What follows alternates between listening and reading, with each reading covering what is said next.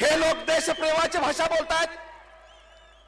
महाराष्ट्राच्या भूमीमध्ये पाय ठेवण्यापूर्वी अडवाणींनी आणि नरेंद्र मोदींनी महाराष्ट्रातल्या 10 कोटी जनतेची माफी मागितली पाहिजे। मालेगावला स्फोट झाले होते, मी गृहमंत्री होतो, सगळे अधिकारी चांगला तपास करत होते।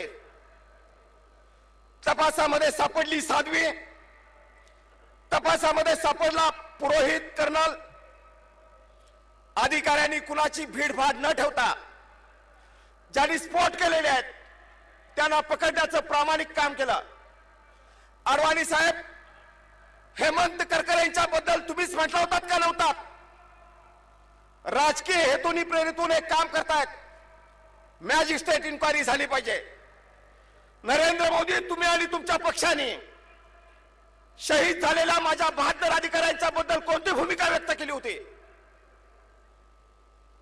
जसे हिंदू अतिरेकी देशाचे शत्रू आहेत, तसं अल्पसंख्याक समाजातले अतिरेकी सुद्धा देशाचे शत्रू आहेत। पण जात बघून, धर्म बघून अतिरेक्यांना पाठीशी घालण्याचं काम तुम्ही केलं होतं का नव्हतात? नरेंद्र मोदी, कविता करकर यांनी तुम्ही जाहीर केलेले 1 कोटी रुपये का नाकारले?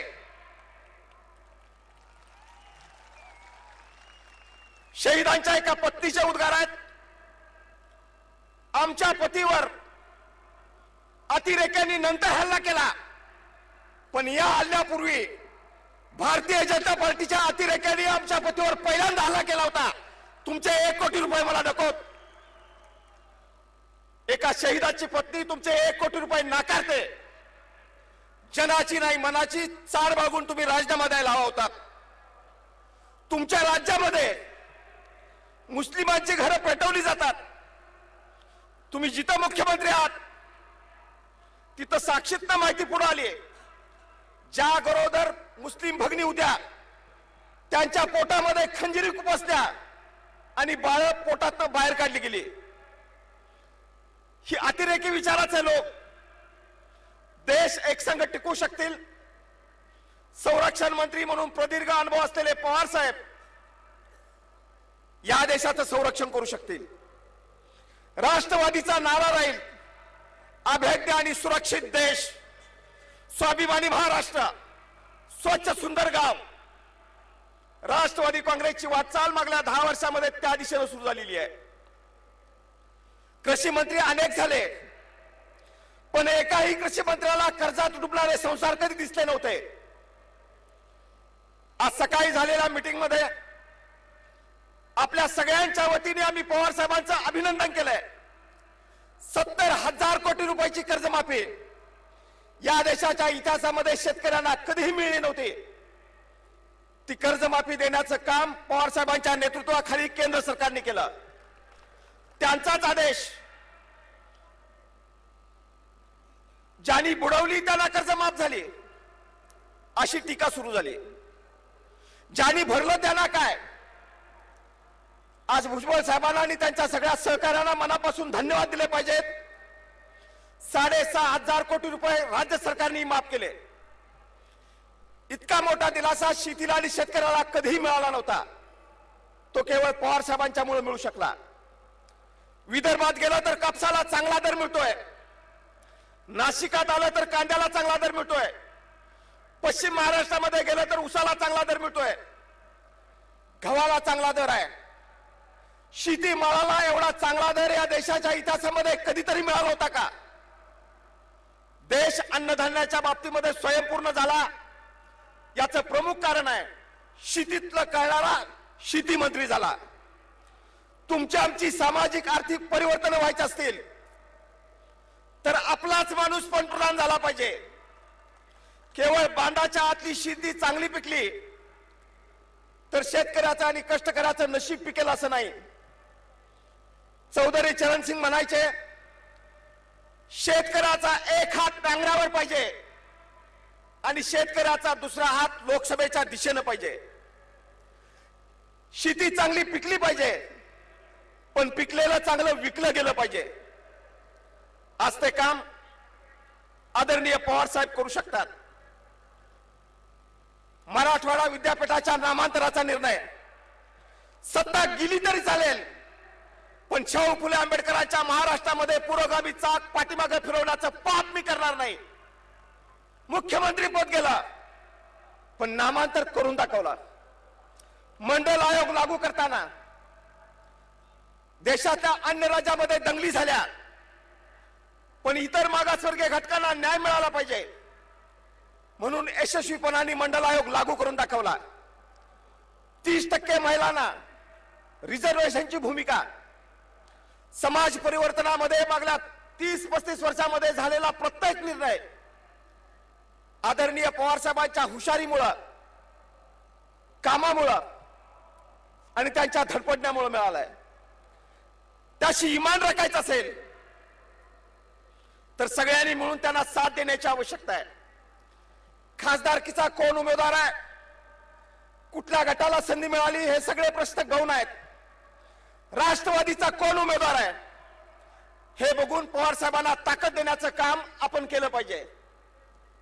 ताटमानेनं दिल्लीमध्ये आपला नेता वावरला पाहिजे, एवढं खासदारांचं संख्याबळ त्यांच्या पाठीशी असलं पाहिजे. तारिक भाईना आणि त्रिपाठी साहेबांना मी सांगू इच्छितो, ही अखेरची संधी महाराष्ट्र कधीही दवडणार नाही. आमचे नेते आपसात भांडणार नाहीत, तिकिटासाठी लढाया होणार नाहीत. भुजबळ साहेबांनी सांगितलेल्या पद्धतीने काँग्रेसने मात्र आम्हाला न्याय देण्याची आवश्यकता आहे. एक वेळा उन्हातानामध्ये जाऊन भाषण करणं परवडतं, निवडणुकीचा त्रास परवडतो, पण काँग्रेस बरोबरच्या वाटाघाटी सुचत नाहीत. शिवसेनेनं वडापाव म्हटल्याबरोबर हे म्हटले कांदा पोहे. आता त्यांचा शिववडा असेल किंवा यांचे कांदा पोहे असतील, ह्या दोन्ही डिश ब्रेकफास्टच्या आहेत, न्याहारीच्या आहेत. पूर्ण जेवण कुणाचंच नाही. पण एक गोष्ट आम्ही बघितली, जे लोक कोथमिरीची काडी इकडे टाकताना सुद्धा 10 वेळा विचार करतात, त्या लोकांचे कांदा पोहे महाराष्ट्राच्या जनतेला कसे मिळू शकतील? आता थोडंसं उदार वागा. कधी कधी गणित मला कळत नाही. 99 ला इलेक्शन झाले, त्यांचे आमदार जास्त निवडून आले, आमचे कमी आले. म्हटले आमचे आमदार जास्त आहेत, मुख्यमंत्री आमचा. आम्ही म्हटलं बाबांनो, तुमचे जास्त आहेत, मुख्यमंत्री तुमचा करा. 5 वर्ष झाली, आम्ही सगळ्या तरुण आमदारांनी रात्रीचा दिवस केला, मतदारांनी साथ दिली. 71 आमचे निवडून आले, 69 त्यांचे निवडून आले.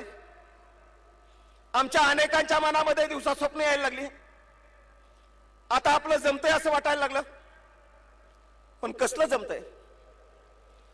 ते म्हटले तुमच्या 71 पेक्षा आमचे 69 जास्त, मुख्यमंत्री आमचा. आम्ही इतकंच म्हटलं, पाहिजे असतं तर मुख्यमंत्री पद तुम्हाला घ्या,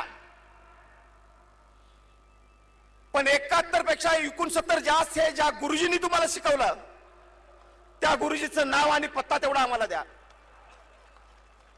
कमी आमदार असले त्यांचाच मुख्यमंत्री, जास्त आमदार असले मुख्यमंत्री त्यांचाच. आमच्याही पक्षाला 10 वर्ष झालेली आहेत. का आमच्या कार्यकर्त्यांना स्वप्न पडू नयेत? का आमच्या माणसांनी मोठं होऊ नये? काश्मीरमध्ये त्यांनी जे दिलं ते महाराष्ट्रामध्ये देण्याची दानत काँग्रेसनी का दाखवू नये? अधिक साहेब, राम सुद्धा 14 वर्षांनी वनवासातनं परत आला होता,